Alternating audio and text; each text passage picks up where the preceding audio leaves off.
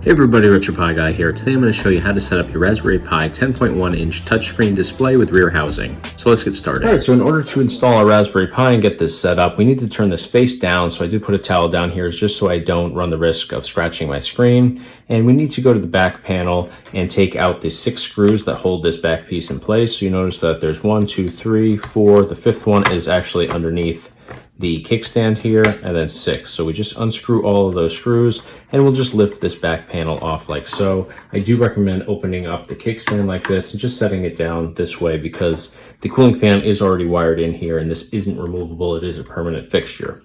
Next thing we're going to do here is we're going to remove this side panel here, which the stock one that comes on here is a solid panel, and we're just going to lift this out. So it just slides out just like so.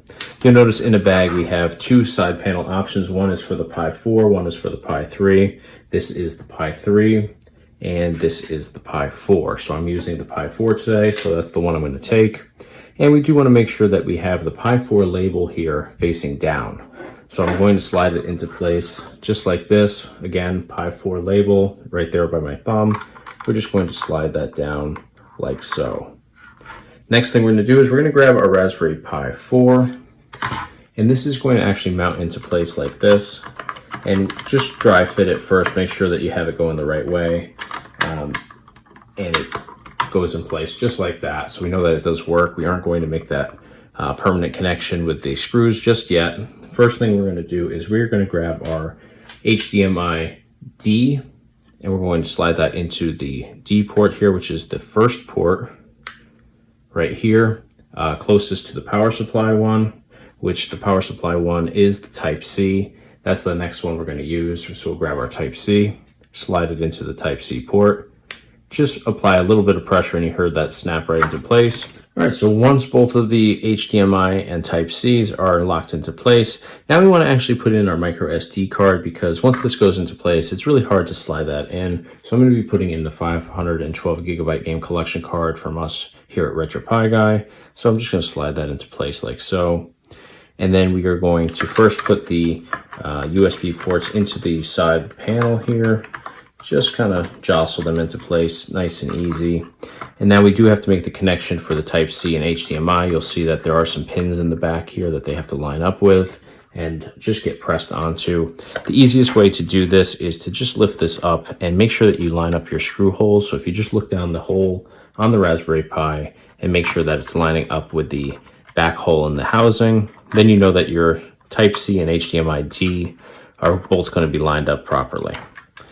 And once they're firmly pressed in, now it's time to put our screws in just to lock our Raspberry Pi into place. There is a little sticker coating over the top of each of the holes on the back housing, so you do have to apply just the slightest bit of pressure to these screws just to push through that little barrier and actually grip onto the threads. All right, so once the Raspberry Pi has been put into place, now the only thing that we need to do is add on our 3-pin touch connection. So I'm going to be using the USB one here. So in order to do this USB one, the other one has to actually be soldered into place. But I'm just going to put this through this little open slot here on the side panel. And then the connection gets made to this little port right here. So you just line it up, apply a little pressure, it clicks right into place. And this USB can get plugged into any of your USB ports that are open. I just like to do it into the first bottom one here just to keep it nice and close and tidy. And that's all we need to do. Just make sure, double check all your connections, make sure everything is good on here. And then we are just going to put our back panel into place and put these remaining 6 screws back on.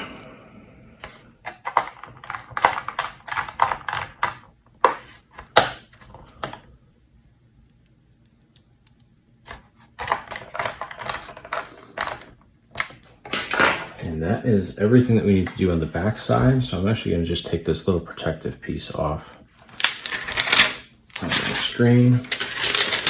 All right, so we are ready to go. I'm going to just plug this into the wall and we'll boot this up automatically. I believe as soon as it hits the power outlet on the wall, it should automatically start booting up the Raspberry Pi. And I do have the RetroPie Guy 512 gigabyte game collection card in here right now.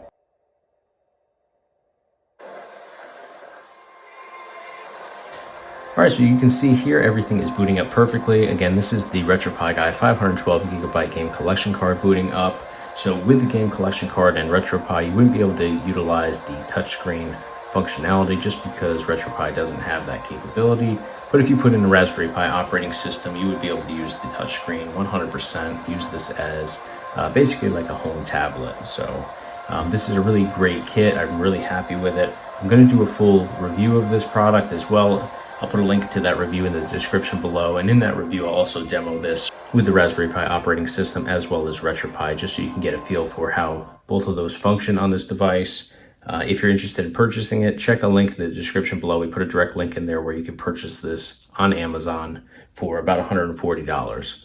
So that's going to do it for today. If you enjoyed this video, smash the like button. Be sure to subscribe to our YouTube channel. We do a whole bunch of stuff around retro gaming. So we do gameplay demos, product reviews, tutorials like this one, just a lot of great stuff. And of course, check us out online on our website, www.retropieguy.com. Thanks for watching.